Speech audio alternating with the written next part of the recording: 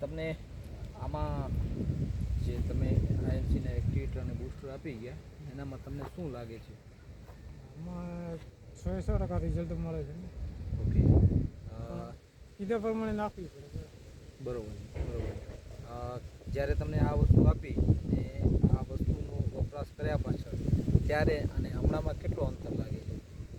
તો અહીં આપણું રિઝલ્ટ હતું આ સામે છોડ દેખાય તમને બરાબર. જી જી. અત્યારે આપણે 15 દિવસ થયા એ દવા સાથે. બરોબર 15 દિવસમાં 1.5 ફૂટનો ઇંચ થઈ ગયું ને. બરોબર.